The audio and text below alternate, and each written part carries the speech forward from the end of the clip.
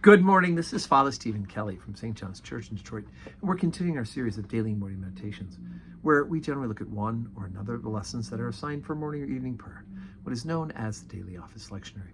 And today, for Wednesday, let's take a look at the lesson that's assigned for evening prayer from the book of the Acts of the Apostles. We're on chapter number 9, beginning at the 32nd verse. And it came to pass, as Peter passed throughout all quarters, he came down also to the saints which dwelt at Lydda. And there he found a certain man named Aeneas, which had kept his bed 8 years and was sick of the palsy. And Peter said unto him, Aeneas, Jesus Christ maketh thee whole. Arise and make thy bed. And he arose immediately.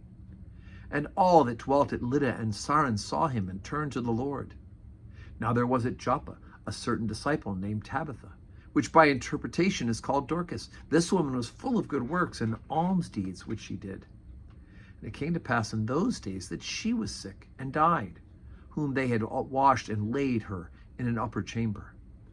And forasmuch as Lydda was nigh to Joppa, the disciples that heard Peter was there, they sent unto him 2 men, desiring him that he would not delay to come to them.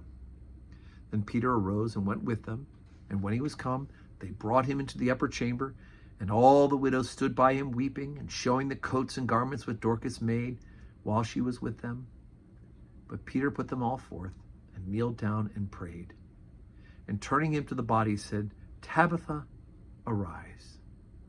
And she opened her eyes, and when she saw Peter, she sat up. And he gave her his hand, and lifted her up, and when he had called the saints and widows, presented her alive. And it was known throughout all Joppa, and many believed on the Lord. And it came to pass that he tarried many days in Joppa, with one Simon, a tanner.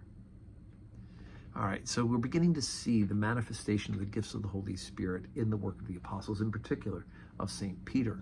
And so we hear about, remember, looking back at the Gospels, these various occasions where people were brought back to health, people were healed of the sick of the palsy. We hear about people who have died. And we remember from Elijah and Elisha, them going in and raising people to life. And then, of course, we know Jesus Christ did that as well with both Lazarus, the raising of Lazarus, as well as the only son of the widow, raises from the dead. Now here's Peter beginning to manifest these same gifts by the power of the Holy Spirit. It's not Peter's own ability to do this, but it is Peter using the charism, the spirit that he's been given by Jesus Christ himself to raise up somebody with the palsy, and in the case of Lydda, to raise her up. Oh, sorry, in the case of Tabitha, to raise her from the dead, right? Upper chamber, just like the 2 children in Elijah and Elisha's story. He kneels down and he prays first, and then from there, he takes her hand, having said, Tabitha, arise.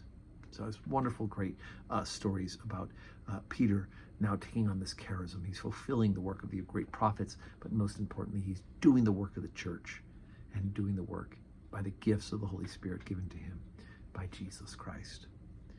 So we're grateful for that. Today is Wednesday, so we do have 12:15 Holy Communion today, and we will have, it's 12:15 Holy Communion. Again, it's starting to cool down a little bit, but dress comfortably or worship with us on the live stream.